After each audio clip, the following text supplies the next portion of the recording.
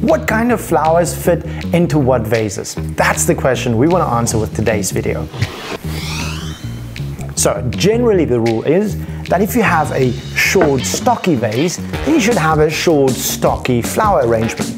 Your flower arrangement kind of grows with the size of your vase. This clearly doesn't work. This, however, does. And so does that. And if you're using a really tall ground vase, then you can fill it with twigs or with some nice, tall, dried grass. Now there's always an exception to the rule when it comes to creativity. For example, with our Mexican beauty vase. The rule is, if it looks good and if it works, just do it. Be creative. Bada boom. Hey darling?